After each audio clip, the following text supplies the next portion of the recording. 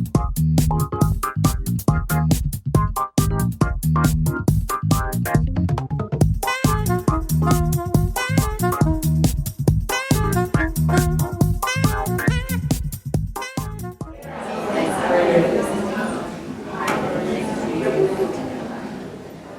evening, everyone, and welcome back to high school. How many of you are returning for the first time since you were in high school?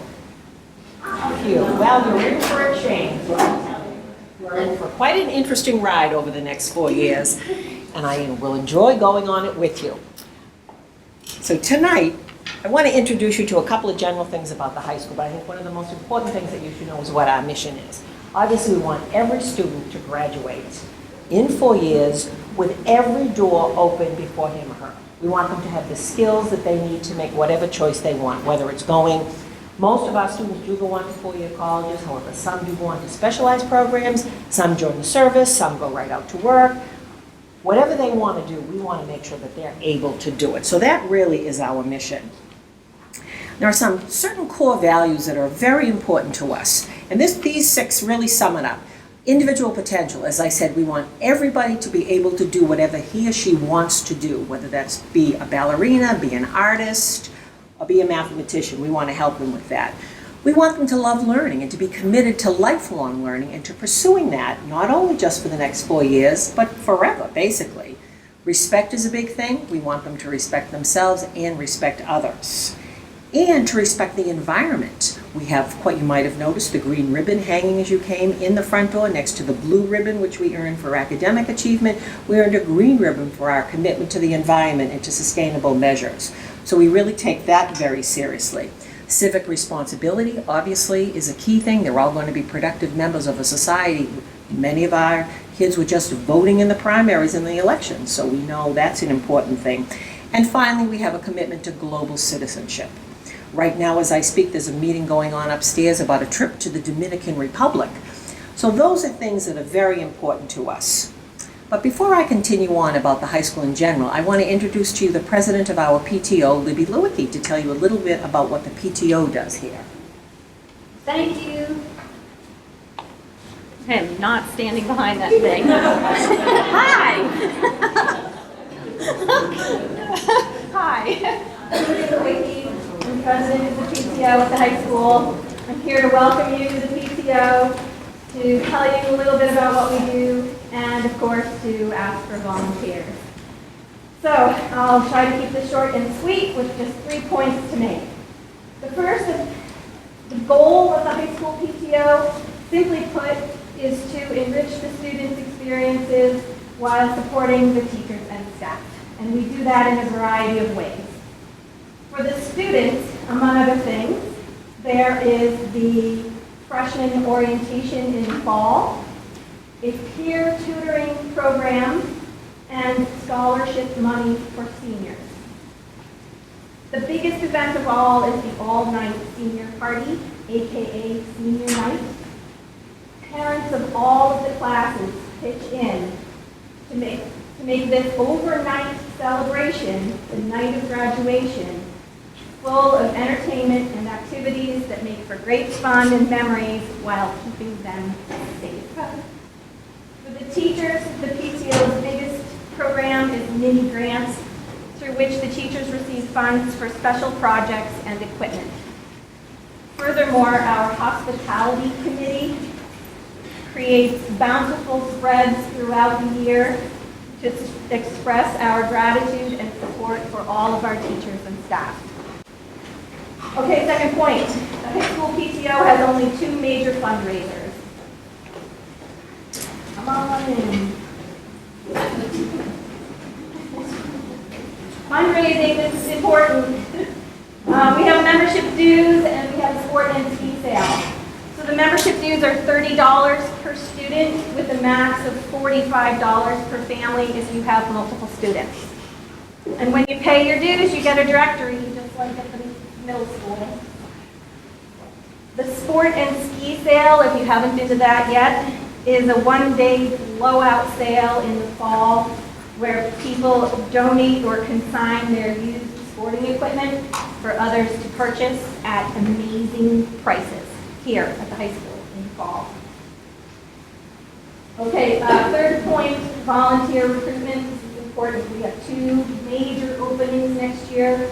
First one is the vice president, and the second one is chairperson for the hospitality committee. These are both perfect positions for freshman parents to fill. As a vice president, you could do that for 2 years and then be president for 2 years. And then as hospitality chair, you could create lovely ways to celebrate our teachers and then in turn be greatly appreciated yourself. Grab a friend and be a co-chair. Double the fun. So do you like to be in control and in the know? Then come be our vice president. Are you gracious and appreciative? Hospitality is the place for you. One more. Are you engaged with our special needs students through CPAC or SNAP? We need a CPAC SNAP liaison to keep us apprised and involved. And then last but not least, the class of 2020, of you guys and me, because I have an 8th grader too, will benefit greatly from the guidance of a few dedicated class parents to see our students through 4 years of pure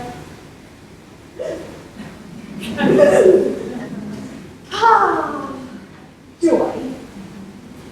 So, as soon as you are released from this room, run to the table in the hallway where Treasurer Claudia Eaton is.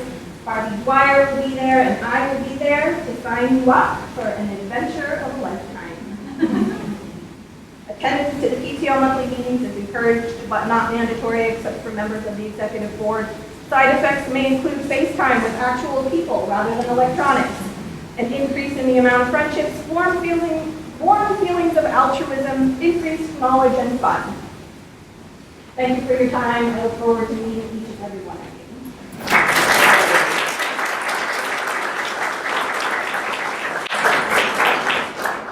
Certainly, we appreciate all our PTO does. It's a wonderful organization. If you do have time, it would be great to be involved with it. But to get back to tonight, what do we intend to do? Well, I'm going to talk about those 4 questions basically. What's this school like? How is it different from the school your child is currently attending? And it is different. How will you communicate with the school? And what is the orientation program for your freshmen? High school is different. I am a big believer that one of our jobs, I envision every 9th grade as a building with scaffolding on it, and it's our job to remove all that scaffolding so when they walk out of here on that Saturday after Memorial Day in 2020, they are prepared to deal with the adult world. So we start that right in 9th grade with increased personal responsibility. We expect the students to assume much more responsibility for what they are assigned.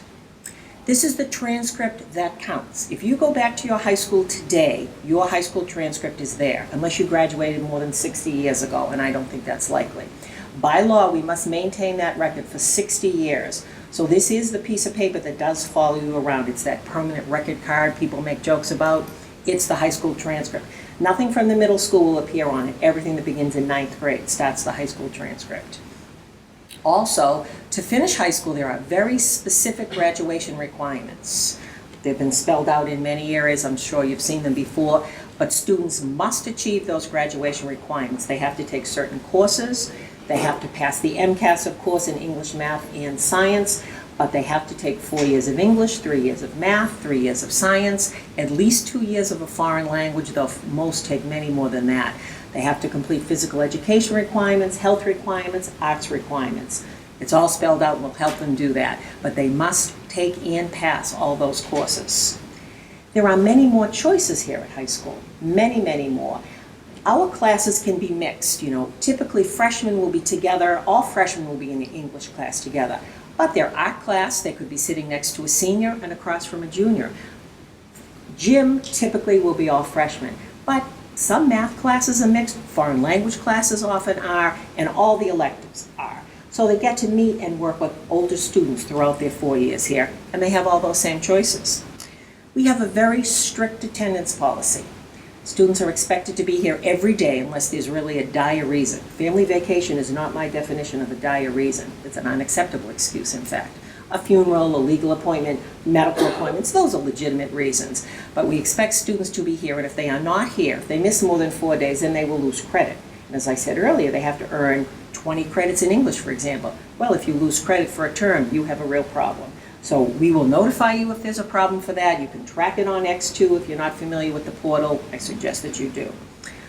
One of the nicest things about, I think, is our school hours. We start at 8 o'clock in the morning. I wish we started at 9, but at least we start at 8. It's a little better. And we dismiss at 2:32. So the kids do like that. They get to sleep in a little more. And we use that time before school for a variety of different things. You may have heard the orchestra playing. They're practicing for their concert next week. The symphony orchestra meets at 7:15 in the morning. Student council meets at 7:15 in the morning. We've used that time for the activities that the kids are really vested in. Algebra 1 at 7 o'clock is not successful, but if you love symphony, that is successful. Our schedule is also different from what they're used to at the middle school. And it may look confusing to you, but I guarantee that the students will figure it out in no time. We have a 7-day cycle, but a 6-period day. So what that means is the students only see 6 of their classes on any given day. So if you look at my chart, for instance, if you look at A block over by day 1, say you have math, A block. Well, you're going to see your math teacher 6 days, then the 7th day you will not see your math teacher, okay? Then it's reverse alphabetical order. We went to this change several years ago. It gave us longer times. Our periods are 57 minutes long, and that seems a great length of time for instruction. Teachers can have a group, give a lesson, have a group activity, apply what they just learned, show a quick video clip, have time to discuss it. And for classes like art, gym, shop classes that require setup, they have much more time to actually use what they just set up rather than rushing out the door back when it was, 45 minutes. And obviously lunch is in there too, so our schedule is different from what they're used to, but I guarantee you, no time they'll figure it out. How do we know we're any good? What do we use as quantitative measures of success? Well, I gave a few of you. As you know, every school gets a report card. You can go on the DESE website, Department of Elementary and Secondary Education, or our website, and you'll find the high school's report card. There are 5 levels. We are level 1 and have always been level 1 since they began recording that. We look at our MCAS scores. It's the rare student. English, I think, has gone 5 or 6 years now with a perfect record of everyone passing MCAS. The number of people who fail the math or the bio MCAS, I can count on one hand, and I don't need all 5 fingers. So we have terrific results there. Our AP, that's advanced placement courses, you may be familiar with those yourself. They are courses they use a college curriculum.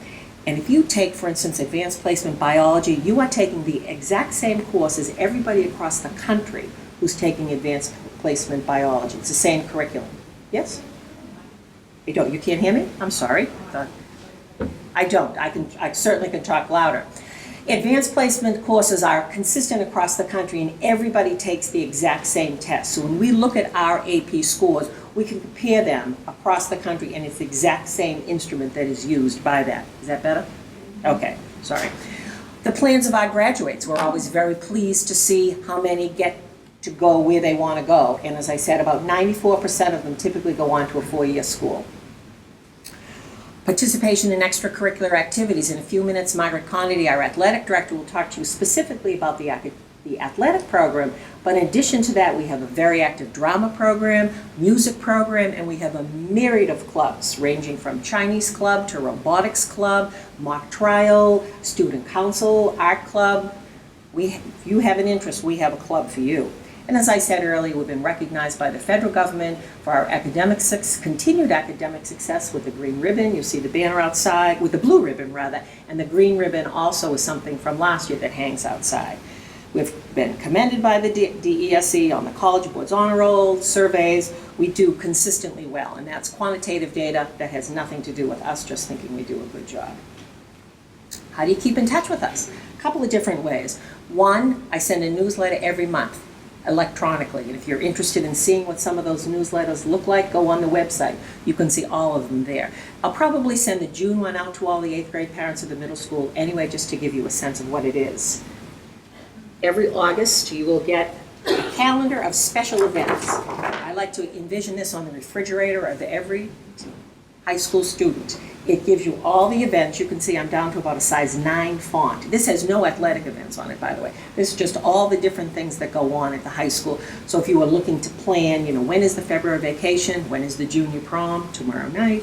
You would have known that already by looking at this calendar. So you will receive that in the mail. We all have email, and I'm sure you've figured out the system by now. It's typically the first name and then the last name, first initial rather, and the last name. Where it gets tricky, for instance, my email is not P. Gerard McCann, it's just PG McCann. It's easier to spell. And for people who have first names like Robert, some of them use the R, some of them use the B. So there is a list of all the email addresses on the website.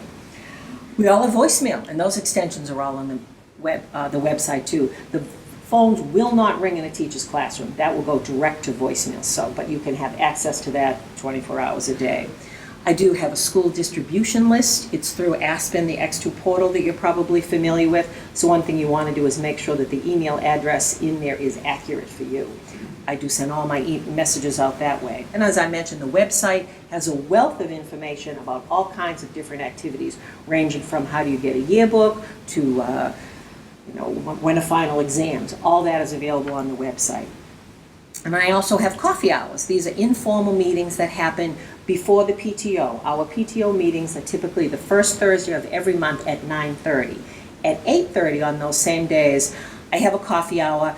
I've been doing them with Heather Rodriguez, who's our Director of Counseling, who'll be speaking to you in a minute too. We've done them together. Sometimes we have topics that we talk about for a while, but they're always a place where you can bring up questions. Things you hear about and you think, that doesn't sound right. I say every year at this gathering that if I did half the things I supposedly did, I should either be canonized or run out of town on a rail, and I deserve neither of those two things.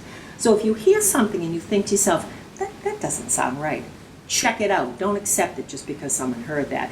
And some people don't like to call up and ask those questions, but if you come to the coffee hour, that's often a good place to do that. One summer I got a phone call from a very irate mother who was furious, who said to me, my son is not going to join the marching band. He signed up for band, he is not marching. I said to her, we don't have a marching band.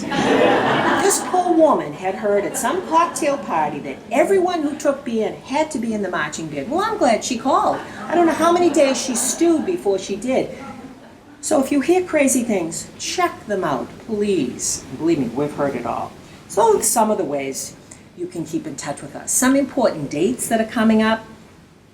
You all did your schedule requests already, and we have those, and I'm beginning to build the master schedule, and you will receive in the mail probably around the first week or two of August that exact schedule. You can look online, it'll go online immediately, but I know Mr. Smith doesn't do a lot of mailings, but when you're working with that transcript that follows you for 60 years, I still do double checks. So we will send out a copy of that schedule.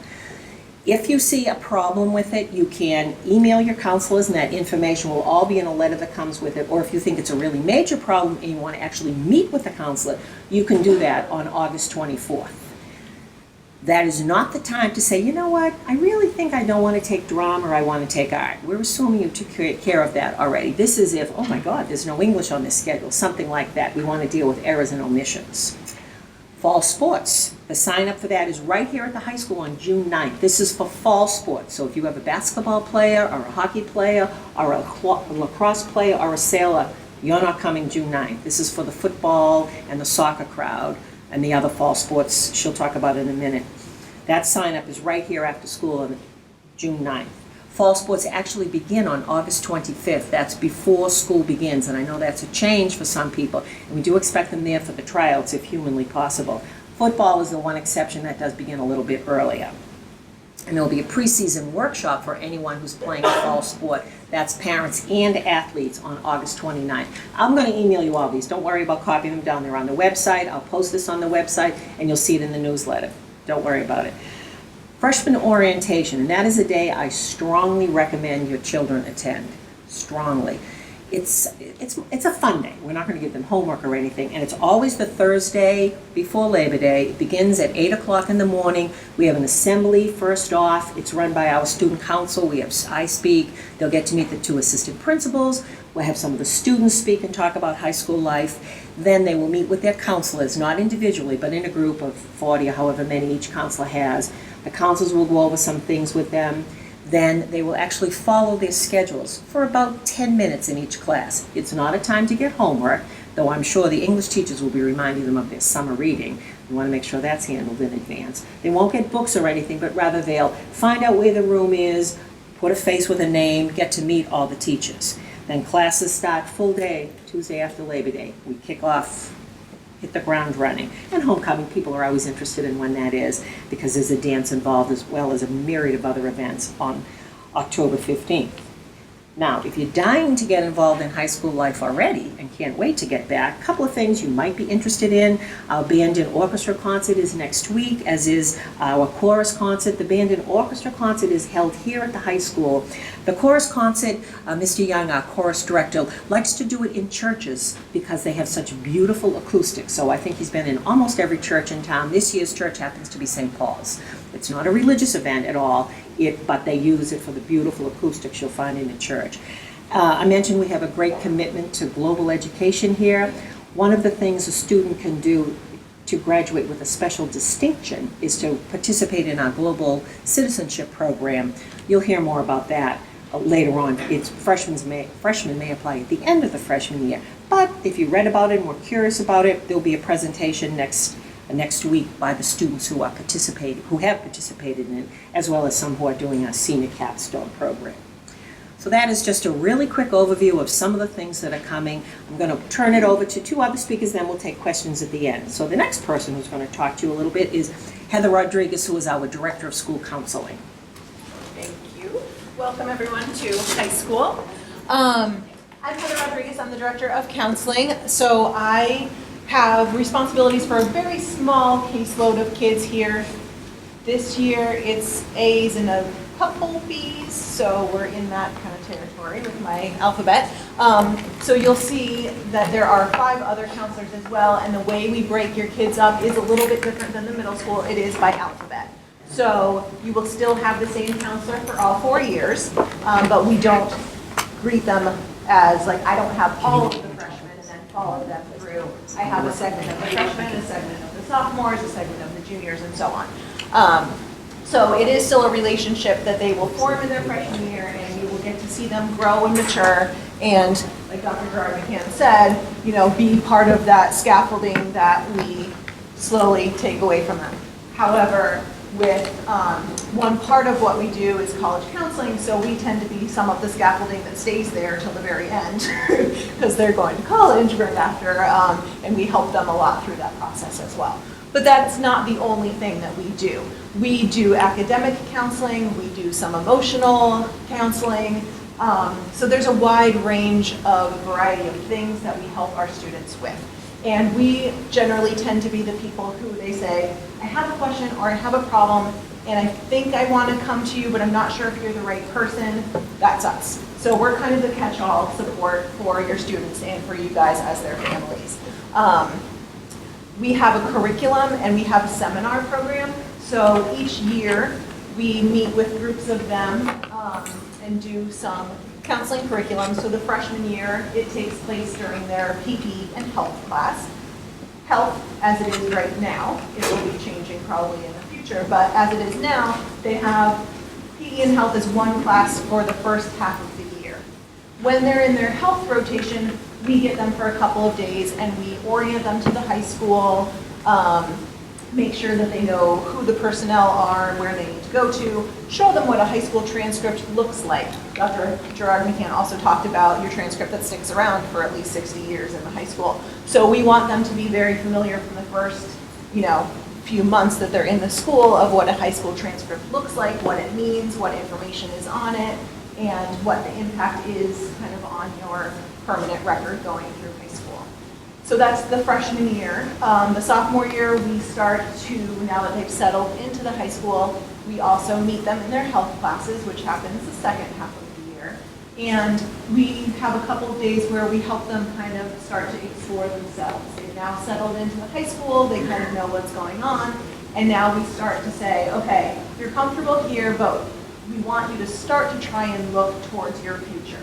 We know you're not ready, nor should you need to know what you need to do with the rest of your life right now as a 15 or 16-year-old. But let's just start to think about it so you have started the process before it's too late and you're like, oh geez, I'm graduating in a month and now I should probably figure out what I'm doing after high school.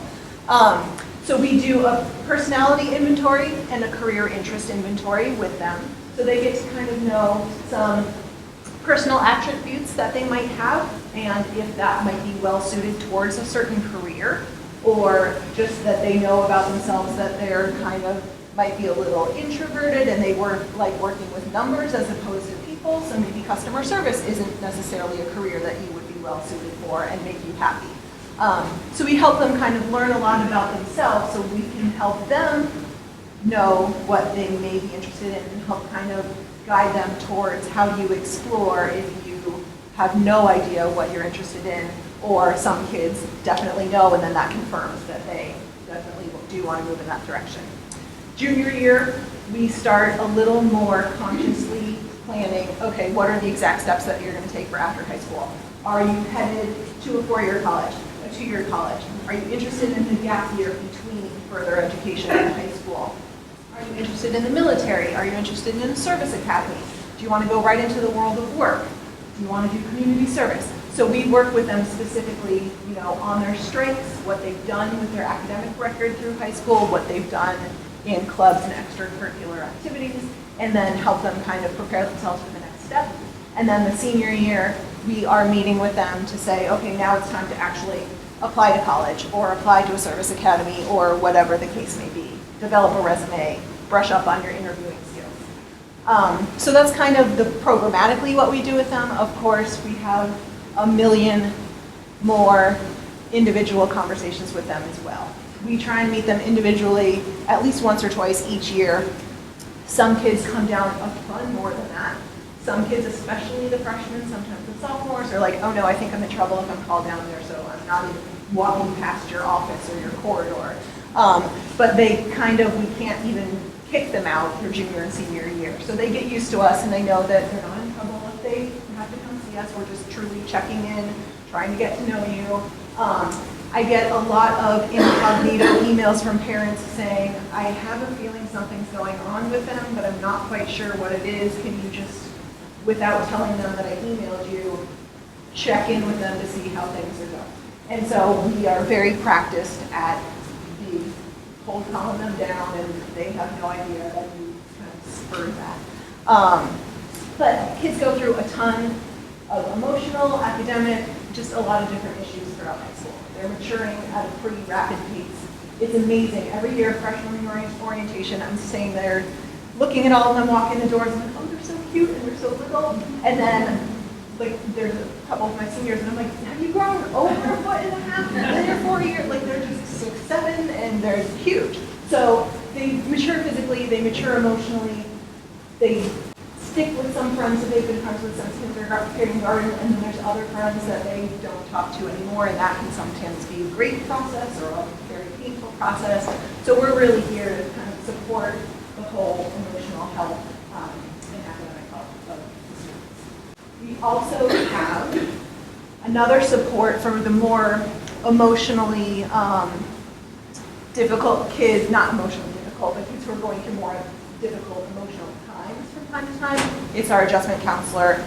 So he is someone that some kids who are on IEPs for an emotional reason may already have him right in the IEP. That's automatically a regular meeting. Some kids are just going through a tough time and they need a short-term little boost of support of the counselor as well as the adjustment counselor. So he's available to all students. He is a regular education employee. So he's available to anyone. So if you're feeling like you need a little more emotional support in addition to the counselor, you can reach out to your counselor and see if we can get him involved as well.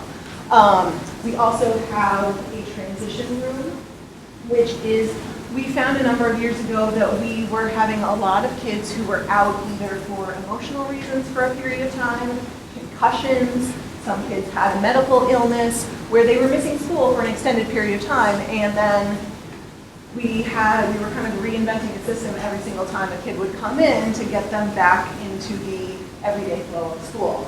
So we said that's a little crazy that we have to kind of do this over and over again every single time with every single kid. Now we have a room with a transition coordinator who kind of helps aid in that transition process. We have a reentry meeting to the school. We talk with the counselor, the adjustment counselor if that's appropriate, the nurse if that's appropriate, and a couple teachers, and just help the student make a plan for entering in. The transition room serves as a space where, say, they're not ready to come back for a full day. They can only handle physically a half day. So they may stay a period in there, or 2 periods in there, or 3, or just 1, to have someone to help kind of access the teachers, communicate with them, help set a schedule so they don't feel like they're drowning with all of this makeup work and they're totally on their own. They have the help and support of not only their counselor, the adjustment counselor, their teachers, the transition coordinator, they have a whole team with them. And then the last part of our department is the post-secondary planning coordinator, and that's a position that we've brought on in the past couple of years as well, and that just helps lead our work with the students for planning what they're going to do after high school. So she sometimes does some of those parent principal counselor coffees, topics like using a software program called Naviance for career or college searches. She does Common App workshops for the seniors who are filling out college applications. They can come every Wednesday after school in the fall to kind of work on their application with her, or just sometimes you guys are like, I'm sick of telling him to sit down and fill out the application. You can just say, go there, and then she can be the one to tell them to fill out the application. That takes the burden off of you guys. So that's a phenomenal resource. For the first time this year, we had a career fair for juniors to help do some exploration and hear from community members, and get the kids really interested about, like, what can I do with a math major? What can I do, or what does the vet do? I know they treat dogs on a daily basis, but what are the other things that go with running a veterinarian practice? Things like that. So we try and give your kids a wide range of programming for their emotional, academic, career, health, and we welcome communication with all of you. So I will now turn it over to Margaret Conaby. She's our athletic director. And then I think we'll do questions at the end. Hi all, welcome. Welcome to, from 2:30 on, the part of your life for next year. It's really, it's a great ride.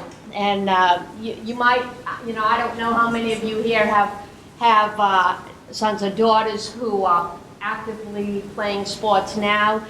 Even if you don't, that possibility, leave that door open because it could happen. Currently, we have just shy of 900 students participating in athletics, which is close to about 80% of the school. And it's really a huge program and, great opportunities. We have 36 varsity programs, 17 JV, and 10 freshmen only. Now, that doesn't mean freshmen can get involved in, all sorts of teams, but we do have freshmen only teams, and I'll go over that. First, I just went over that, 75 to 80%. We also have intramurals with something wildly popular, ultimate frisbee, and that happens like at 6 o'clock at night. The kids just love it. As a matter of fact, they're going to be on the turf tonight. And while it's an intramural program, other schools are doing the same thing. So the Duxbury kids are coming over tonight, and they're out on the turf. We have flag football, and our weight room is typically open every afternoon, or at least 4 days a week. In the fall, the teams that we have, dance team, cross country, and that is a non-cut sport. We have field hockey, and that sport has a freshman-only team, so it's freshman JV varsity. Same as football, freshman JV varsity. Same as girls and boys soccer, and the same as volleyball. All of those programs have freshman JV and varsity. Boys golf is played in the fall, and then we have our rowing program, and that too is, that's both a fall sport and a spring sport. I have the dates here. Season begins August 19th to the 29th. I have a handout that has all these dates on it for you. But when I say there's a range there, because this year football is able to start on the 19th. The rest of the sports basically start on the 25th. And you will see on the handout, I believe cross-country elects to start on the 29th, as well as the rowing program elects to start on the 29th. I have all of that written down for you. And again, weight room open about 4 days a week right after school. Some kids just like to be able to go down and work out, and we have a monitor in there. In the winter, again, a dance team again, and there's separate tryouts. We have a tryout in the, for fall dance and a tryout for winter dance. Basketball, again, three programs, freshman, JV, and varsity. Gymnastics is one big program, and they participate over at Head Over Heels. Ice hockey, it's a JV and a varsity program for both girls and boys. Indoor track, huge program. They participate out down at Reggie Lewis Center. And that, they practice all around here, but our meets are held at the Reggie Lewis Center. And so if you're involved in that, and that's a non-cut sport, and that's, it's crazy popular, We have wrestling, another popular sport, another non-cut sport, and it's a great sport because kids are wrestling kids their own weights. There are weight classes. So, if you're in the 103-pound weight class, or, you could be in 189 or whatever. You're not going against somebody who is way bigger than you. Okay. We have a swimming program that practices over at the Weymouth MDC about 4 o'clock in the afternoon, and 4 or 5, and then they hold their meets at UMass Boston. Got to get a pool in this town. We have skiing, and they compete at Blue Hills, and they also go. Get the name of the mountain. Right? Yeah. Okay, and poor ski team though. I mean, this winter it was tough. Hardly any snow. Last winter, we're buried, but every time they had a meet, we'd get a snowstorm, and they couldn't ski. We'd have no school, so couldn't ski. But at any rate, that's again, a good sport. Weight room open, and that season always begins the Monday after Thanksgiving. Okay. But all of this would be on the announcements, things like that, so the kids would know. Spring sports, which is going on right now. Baseball, three teams. Lacrosse, girls and boys, 3 teams. Track and field, huge team. Over 200 kids are involved in the track and field program, which is probably why some of you didn't get a parking spot nearby. They had a meet this afternoon that was just getting over when you were pulling in. Again, rowing program, softball, JV, and varsity, girls and boys tennis. They have a JV program as well this year.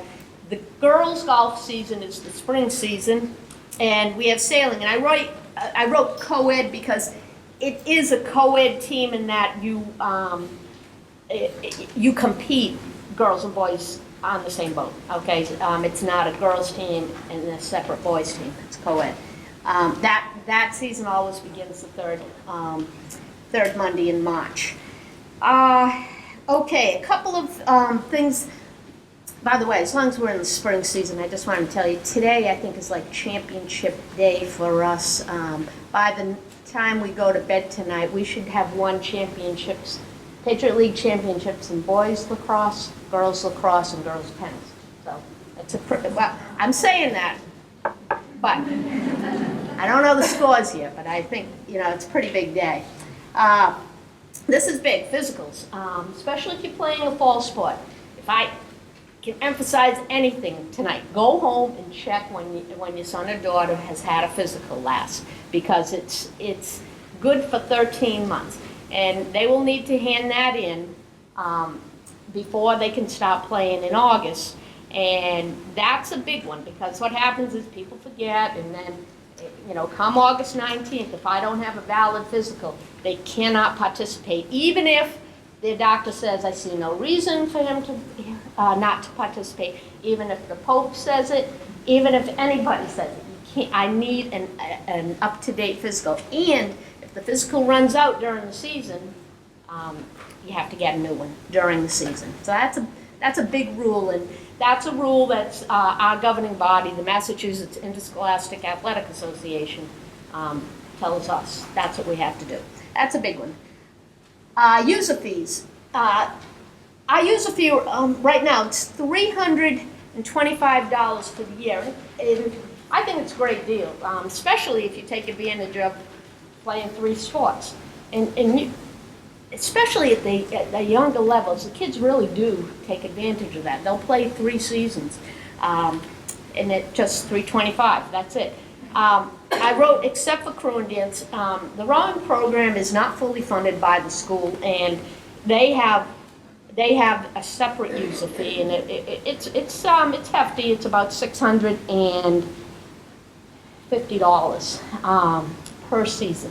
So I'm just giving you, so you know, if your child does fall crew, that's what it'll cost you. If they play basketball in the winter, it'll cost you another $325. Then if they do spring crew, it'll cost $650.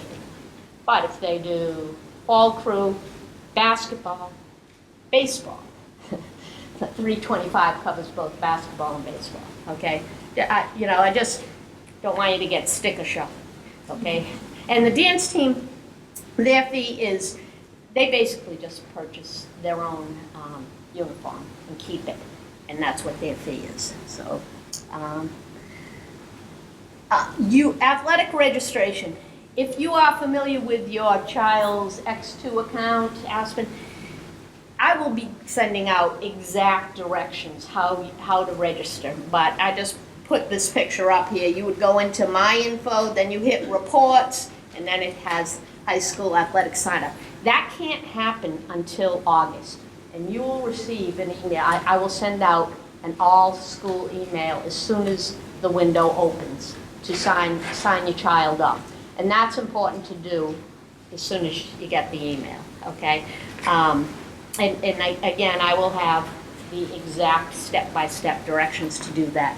But it is through your X2 account. Now, you might be saying, well, if there's a sign-up on June 9th, why are we doing it this way? We register online, and that's how I know a person exists, okay? If you go to the June 9th meeting, that's a meeting that the kids and the coaches talk about the summer and what's available to them. And, excuse me. So that's something that, but then the online registration is actually just a few questions, about concussions, about emergency information, and of course, parent permission. So that's just something to be aware of. Academic eligibility. Now, I underlined this during the last marking period. That's an important statement. So once they get their report cards in June, their eligibility is determined on their final grade. Now, if a student has 2 Fs, 2 incompletes, or 2 no credits, or any combination of those, they will be academically ineligible to participate until the next marking period. That's a big one. That's a big rule. But so if you know your sons or daughters are on the bubble, this is the time to say you got to get those grades up if you want to play a fall sport. And we differ from youth sports that way. That's a very strict rule. We've had kids who might not participate until the spring and have forgotten about that. And It's the second marking period of the school year that determines the eligibility for spring sports. And, and that second marking period is in like early February. And spring sports, that begins third Monday in March, and that determines eligibility. So something that, kids need to be aware of. Do we have a problem with this? Absolutely not. But there could be a stray student just kind of forgets a little bit, and impact testing, and this is another thing. The June 9th meeting, we will, for those students who are freshmen or junior football players, we will have an impact test for them that day, and that's in room 272. So that's going to be for the football players. Then the others, August 24th and 30th. And I wrote 8:30 to 11:30. Don't come at 11:30. 11:30 we close, okay? The test takes about 25 minutes, and it's a computerized test. And it's just a baseline. So in the event a student gets hit in the head, the doctors will want to see their baseline, and they will probably want them to do a follow-up, and then they can compare. And that it's a pretty fascinating measurement, but it really is good. A few years ago, I had a hockey player at a game. He took a big hit and went down on the ice, and actually his dad went out on the ice to help him. His dad passed out. It was not a good scene, and he was taken to the hospital. And then a couple of days later, his mom, who wasn't there, had called and said, the doctors cleared him to play. And I said, I didn't see it, but my coach described it and thought it was pretty frightening. I think you should do a follow-up and bring it. And so they did. They did a follow-up impact test. They brought it to the doctors, and it was, reaction time was off.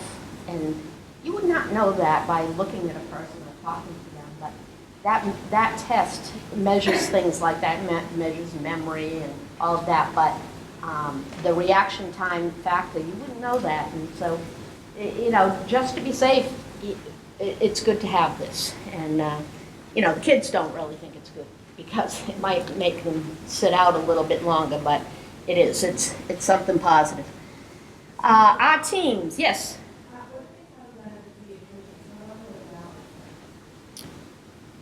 If they had one already, I'd still like them to have another one here, just so it's in our system. Prefer that. But we do it during their freshman year and their junior year. Okay. Our teams are, they do a lot of things other than just play games. This particular picture was our girls soccer team had a special night for September 11th, and it was actually an awesome night. And they recognized veterans and just commemorated 9/11. Our wrestling team did another special night for veterans. Our boys lacrosse, they did a day where they were helping out at the food pantry. So there are a lot of extra things other than just sports that our teams are involved in. We're also pretty good. That's our girls soccer team, back-to-back state champions. And I mention this because as the program goes along, it becomes more intense, or as your child moves along in high school. So at the freshman level, we try to keep as many students as possible. We try not to have cuts, but if a team is too large, we want students to get meaningful playing time. So but if your child happens to be very good and makes a varsity team, it's a huge commitment, and especially you have to take a look at your vacations. Again, we try not to have freshman competitions during the vacation, but if your child's on a varsity team, definitely will have competitions during vacation, and they will be expected to be there. It's practices and games are mandatory, okay? But That's just the growth of the program, and it is very competitive. That is our boys cross country this year, Division III Eastern Mass champions. That was really exciting time. That happened out in November. And our dance team, state champions. We have a lot, we've had a number of Patriot League championships, our wrestling team, our field hockey team, and the 3 teams this spring that I just mentioned. Our girls indoor track was Patriot League champion. So it's, the kids really strive to be the best they can be. I just want to, the handout I gave you, on the front page there, a couple of dates I want to point out. The June 9th fall sports sign up in the auditorium. Now the middle school gets out at, 10 of 2, 5 of 2, around there? 2, okay. So that day, hopefully you can arrange some carpooling or whatever, and you drive the kids down here, and we're going to meet right, they come in the front door, we'll meet in the auditorium, right about 2:45. At that point, I will just have, do a brief announcement, and then they will break off into classrooms with their coaches. And at that meeting, the coaches will talk about the summer, what's available to them, what they can do, and how they can be prepared for the August 8th. And this is for fall sports only. Now, parents typically do not follow them into the classrooms. If you want to stand in the back there to take in all the stuff, because no doubt they're going to forget to tell. But that's, once you get to high school, the kids, they're basically expected to be on their own and, take a little bit of responsibility on that. But that's a big date. The other big date, August 29th, for fall sport parents and students. That's a meeting, it's an introductory meeting, and that will, we want every fall sport athlete and a parent there, okay? Girls rowing. This actually was just taken the other day in the back river there. They had a little regatta, it was great, and they dedicated a boat, but the girls rowing were fall state champions, and they're hoping to become the spring state champions too in a couple of weeks. Chemical health.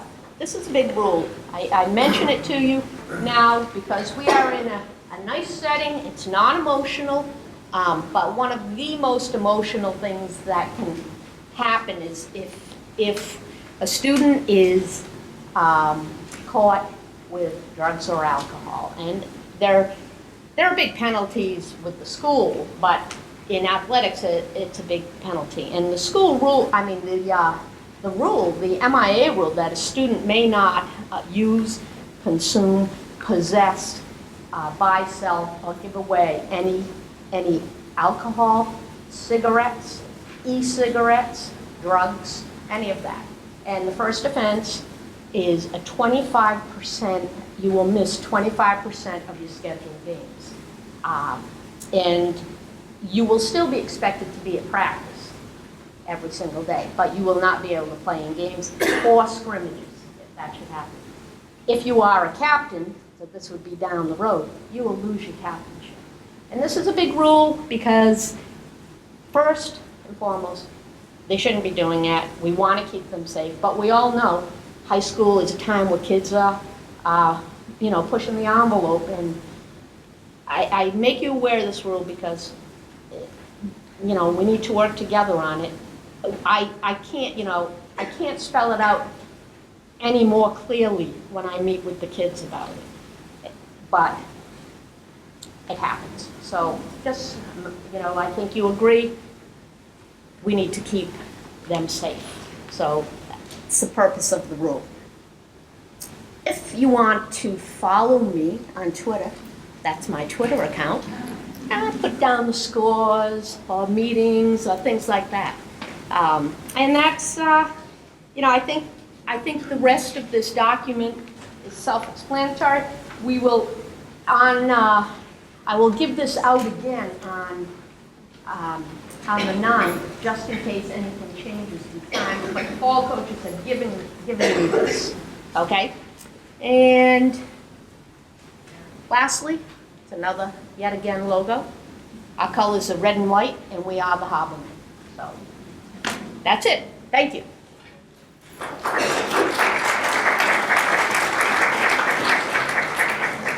now's the time for questions and answers. I've given you a lot. Yes, you're up. Say that again? Yeah, so let's take the fall. Say someone wants to try out for the volleyball team, and those numbers are limited, and so they try out, and let's say they get cut. We do have a couple of sports during each season that have no cuts, and that would be cross country and football in the fall. But say they get cut in volleyball. Soccer might say, hey, we still have a little room, you can come try out here, but that I can't promise you, okay? They can't sign up for tryout for 2 days. No, because they meet at the same time. You were next. What's the commitment level for the sport? Is it similar, like 5 days a week, or does it vary based on the Yes. sport? For the most part, it's 5 to 6 days a week, yes. It's intense. It's much different than youth, yes. I've also heard that if you do make the presentation, sometimes you're required to stay with the JV or varsity team afterwards, and that can impact time on that term. Depending on the sport, yes. Especially for away games, because we typically have one bus. Right. Volleyball team, they all go together. And-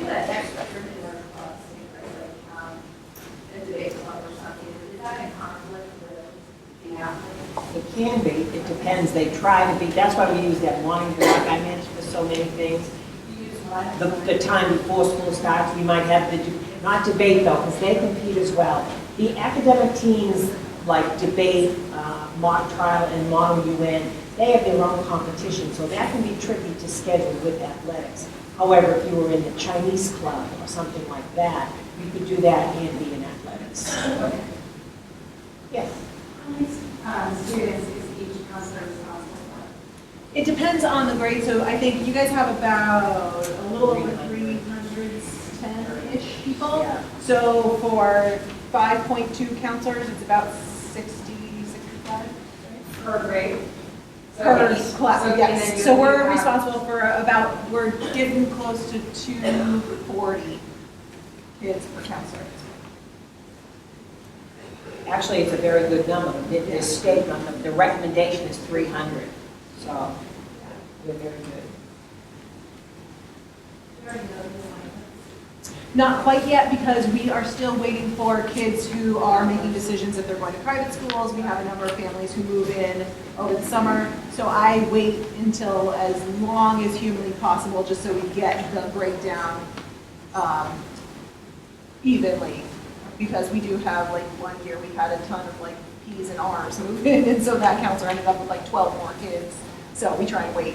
But when you get the schedules the second week of August, that name is posted. And if I do it, say, towards the end of June, I'll post it on the Hingham counseling website. So the counseling website, wealth of information, Hingham High School counseling.weebly.com. But you can link to it right from the homepage of the high school. Yes. Okay. This is an athletic question. What's the difference between the sign up on June 9th and the registration for a team that's not open until August? That's the, on June 9th, you're meeting with the coaches, and the registration not open till August, that's the picture I showed. We want everyone to be registered electronically, but you can't do that until August. And that is where, you know, in June, the coaches will have a good idea of who's trying out for their teams, okay? In the online is the list that I use. And what I said, I don't know you exist unless you register on this. So I will give the coaches a list on August 25th and say, here's who's on your team. Anybody else who's at your practice, you need to send them to me because they have not registered, okay? And is that registration process also how you keep track of user fees and which User physicals fees almost? and physicals and academic eligibility, it is our database. How big is the boys golf team and do They do, if necessary. It's approximately 20, 22 students, and the reason for that is South Shore Country Club is great to us, but, you know, I can't send 50 kids to them because they are in the business of making money too, and they don't charge us anything, but I can't just take over their course. So the middle school kids all have Chromebooks that they're required to use. Do they have to get equipment? No. We don't have, the one-to-one initiative is only at the middle school. Here, we have a variety of different things that are available. One of the reasons is our math and science people really like the iPads. In the social studies and English tend to like the Chromebooks. So we have parts of Chromebooks that students have access to. We also have computer labs. However, if they wanted to bring a Chromebook, that would be fine, but there was no expectation on our end that they will bring a Chromebook. Yes. So Google Classroom is a lot. It's not used universally here now because we don't have the Chromebook. So some teachers do use it, some teachers use it. Logo, there's a variety of different things that they use. Actually, there's a technology committee going on right now. I happen to be a member of it. We're looking at things like that. But I do not anticipate in the fall everybody will be using the classroom. We'll be using different things. Are all the sports right after school, like no matter what sport, or some like delayed later? Yeah, especially with our beautiful lighted field, we, in the fall, it's probably we split it up. The field hockey team might get it from 2:30 to 4:30, from 4:30 to 6:30 might be football, and from 6:30 to 8:30 or 9 might be soccer. And so those practices rotate, but fall is strenuous. Spring, it's only girls and boys lacrosse that have to switch off. Basketball, or the winter, those practices are all over the place. Ice time, you might be at 5 in the morning, or you might be, 7 o'clock at night. And same with basketball, there's only so many gyms, so, we move them around. The Reggie Lewis Center, we're using other people's facilities, we're basically at their mercy. So, yes? Where is the team practices in We do not have late buses at the high school. There are no late buses at the high school. They will practice in the cafeteria or sometimes over at East School. Let me think for a second. Yeah, pretty much after school, but sometimes on Saturdays. Yes? Are there classes for freshman teams? If we have too many, yes. Try not to, but some sports are pretty limited, like volleyball. I mean, only 6 kids can play at a time. Basketball, only 5 kids. But as I said, in each season, we have another sport. And, I would like to think at the ripe old age of 14 that they might be open to another opportunity. And all of a sudden, feel like, hey, I could be pretty good at this. And that's why our running programs have over 200 kids, because they are discovering they have a talent. You have a question? What are the school, I know what the class hours are, but you mentioned that there are buses in there, so if somebody wanted to go to school late, do they provide your notebook or whatever, is it open pretty much? Look at what happened here tonight. I had this meeting, there was a meeting upstairs for the Dominican Republic trip. The orchestra was practicing, the lacrosse team was playing the track. There's always something going on. You can get here virtually till 10 o'clock at night sometimes and get access. always open, and always a million things going on. Yeah, just a question about, like, thinking about that, like, we have such a state-of-the-art school versus usual school, obviously, a lot of cameras, we have a lot of security and all that, how that's being directed in, like, the police station. What are security measures taken here? We had cameras, we don't have as many as the middle school, but we certainly do have a good number. We don't disclose how many, for right certain reasons. The building is locked, usually by 8:10, we lock the front door, and then it's locked all day until 2:32. Entrances are only through the front door, and we do have a buzzing system. And, you know, if you would buzz in, if the secretary might recognize you, or she might say, "May I help you?" Why are you here today, basically. So we do that, and we do have cameras as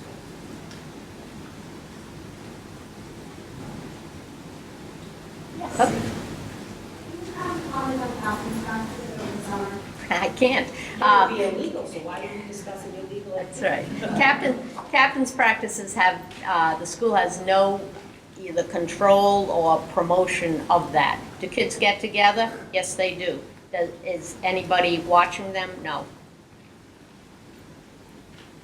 And it certainly isn't a mandatory thing. Well, I'm sure you'll think of a million more questions, so feel free to email me or we'll see you in the parking lot.